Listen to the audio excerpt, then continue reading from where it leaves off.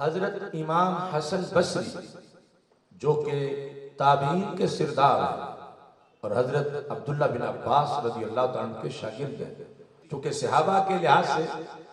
آج سے کئی سال پہلے اس مقام پر میں وہ احادیث پڑھ چکا ہوں کہ کس انداز میں صحابہ رضی اللہ تعالیٰ عنہ محافل میلاد کا انعقاد کرتے تھے. تو یہ میں تابعین کے لحاظ سے بتا رہا ہوں کہ حضرت حسن بصری کا یہ قول ہے. اور میری جو سند ہے علوم دینیہ پڑھانے کی، وہ سند جو بغداد شریف سے مجھے شیخ عبدالکریم محمد المدرس البغدادی رحمۃ اللہ علیہ سے ملی، اس سند میں سب سے آخر میں جا کر مولا علی رضی اللہ تعالیٰ عنہ سے پہلے حضرت حسن بصری کا نام آتا ہے، اور پھر ان کے ذریعے حضرت مولا علی رضی اللہ تعالیٰ عنہ تک وہ سند اور پھر آگے رسول اکرم صلی اللہ علیہ وسلم تک پہنچتی ہے. تو حضرت حسن بصری حاشیہ اعانۃ الطالبین کے اندر اس کو خصوصی طور پر جلد نمبر 3 میں صفحہ نمبر 415 پر بیان کیا گیا ہے. وَدِدْتُ لَوْ كَانَ لِي مِثْلُ أُحْدٍ ذَهَبًا، کہ مجھے یہ پسند ہے کہ اگر میرے پاس احد پہاڑ جتنا سونا ہو، لَأَنفَقْتُهُ عَلَى قِرَاءَةِ مَوْلِدِ الرَّسُولِ صلی اللہ علیہ وسلم، تو وہ پہاڑ جتنا سونا بھی میں رسول اکرم صلی اللہ علیہ وسلم کی محفل میلاد پر خرچ کر ڈالوں. یعنی لوگوں کا خیال ہے شاید اعلی حضرت فاضل بریلوی رحمت اللہ علیہ نے بریلی شریف سے یہ کام شروع کیا، آپ نے یقیناً اس کی تشہیر فرمائی، لیکن یہ کام تو صحابہ سے شروع ہوا. اب تابعین میں حضرت حسن بصری رضی اللہ تعالی عنہ اپنی اس محبت کا اظہار کر رہے ہیں. وَدِدْتُ مودت گہری محبت کو کہا جاتا ہے. وَدِدْتُ لَوْ كَانَ لِي مِثْلُ جَبَلِ أُحْدٍ ذَهَبًا لَأَنفَقْتُهُ عَلَى قِرَاءَةِ مَوْلِدِ الرَّسُولِ صلی اللہ علیہ وسلم، کہ نبی اکرم صلی اللہ علیہ وسلم کے میلاد شریف کی قرات پر، کہ جس میں ذکر ہو سرکار کی جلوہ گری کا، اس محفل کے اہتمام پر میں اگر احد پہاڑ اتنا بھی میرے پاس سونا ہو تو سارے کا سارا اس عمل کے لیے میں خرچ کر ڈالوں. ایسے ہی حضرت معروف کرخی قدس سر العزیز کا فرمان، بغداد شریف میں 2 محلے ہیں، یعنی دجلہ کے ایک طرف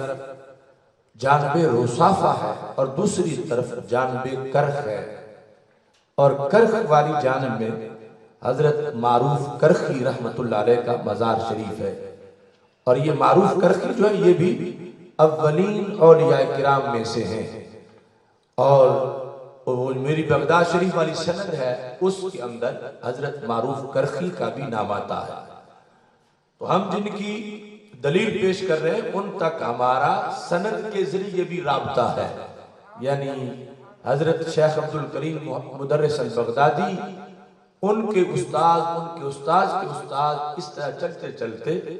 اسی سند میں حضرت جنید بغدادی کا ذکر آتا ہے، حضرت سری سکتی کا ذکر آتا ہے، حضرت معروف کرخی کا ذکر آتا ہے، اور ان سے اوپر پھر حضرت حسن بصری کا ذکر آتا ہے. تو حضرت سری سکتی جو ہے وہ حضرت معروف کرخی کا یہ فرمان ہے، من حیّا لآجال قراءۃ مولد الرسول صلی اللہ علیہ وسلم طعاما، کہ جس شخص نے محفل میلاد منعقد کرنے کے لیے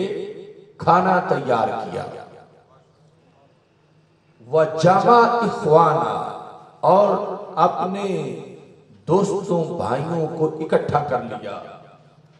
وَأَوْقَدَ سِرَاجًا، اور چراغ روشن کر لیے.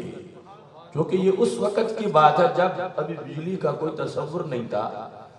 لیکن جو کچھ محفل میلاد میں کیا جاتا ہے وہ سب کچھ انہوں نے ذکر کیا. یہ ابھی شرط ذکر ہو رہی ہے کہ جس نے یہ کیا، جس نے یہ کیا، جس نے یہ کیا، اسے کیا ملے گا، یہ آگے اس کی جزا میں آئے گا. من حیا لآجل قرات مولد الرسول صلی اللہ علیہ وسلم طعاما، کہ جس نے لنگر پکایا، وجامع اخوانا، اور دوستوں کو اکٹھا کر لیا، وأوقد سراجا، اور چراغا کر لیا، ولبس جدیدا، اور نئے کپڑے پہن لیے، وتعطرا، اور اس نے خوشبو لگائی، وتجملا، اور اس نے زینت اختیار کی۔ یہ سب کچھ کیوں کیا؟ آگے اس کا مفعول لہو ذکر ہے، غائب، کہ ایسا کیوں کیا۔ ایک ہے کوئی نئے کپڑے پہنے ریاکاری کے لیے، تکبر کے لیے، ایک ہے کوئی خوشبو لگائے تکبر کے لیے، ایک ہے کوئی کھانا پکائے تکبر کے لیے۔ انہوں نے کہا کہ نہیں، جتنی چیزوں کا میں نے ذکر کیا ان سب کی بنیاد کیا ہو؟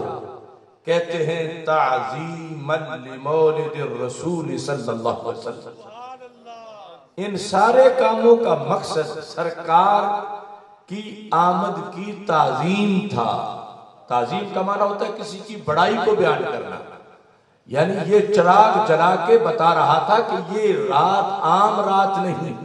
سرکار کے آنے کی رات ہے، یا سرکار کی ولادت کے ذکر کا اہتمام ہے۔ نئے کپڑے اس لیے پہنے ہیں، خوشبو اس لیے لگائی ہے، اور اس لیے دوستوں کو اکٹھا کیا ہے، لنگر اس لیے پکایا ہے۔ ساری چیزوں کا مقصد تعظیما لمولد الرسول صلی اللہ علیہ وسلم ہے۔ تو پھر ایسے شخص کو کیا ملے گا؟ حضرت حسن بصری کہتے ہیں، حضرت معروف کرخی، حشرہ اللہ یوم القیامت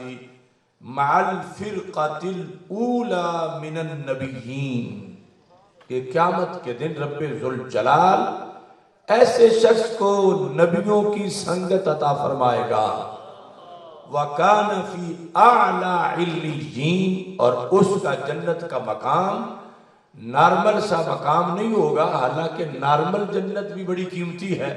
موضع صوت من الجنہ خیر من الدنیا وما فیہا، ایک چھڑی کوڑا جتنا ہوتا ہے وہ جہاں جنت میں رکھیں، اتنی جنت کی قیمت بھی پوری دنیا سے زیادہ ہے۔ تو رب ذوالجلال ایسے لوگوں کو انبیاء کرام علیہ السلام کا قرب عطا فرمائے گا کہ جب وہ چاہیں گے انبیاء کرام علیہ السلام کا دیدار کر سکیں گے۔ اب یہ جس درجے میں ہم بیان کر رہے ہیں اس کو پیش نظر رکھنا چاہیے، یعنی یہ فرمان رسول علیہ السلام نہیں، فرمان صحابہ نہیں، لیکن جن کا فرمان ہے اس عہد کا کوئی دوسرا اس قد کا بندہ منکرین میلاد ڈھونڈ کے لے آئے کہ جو اس زمانے میں ہمارے مسلک کے خلاف کوئی عقیدہ رکھتا ہو اور محفل میلاد کو بدعت کہتا ہو اور محفل میلاد کا انکار کرتا ہو، یا کوئی ان کے حصے کا کوئی بزرگ ہو، یعنی جس زمانے میں حضرت معروف کرخی رحمت اللہ علیہ محفل میلاد کے اس اہتمام کی فضیلت بیان کر رہے تھے، ابھی اس ٹولے کا نام و نشان بھی نہیں تھا جو آج میلاد کا انکار کر رہے ہیں، ان کے بڑوں کا بھی نشان نہیں تھا۔ تو اس زمانے میں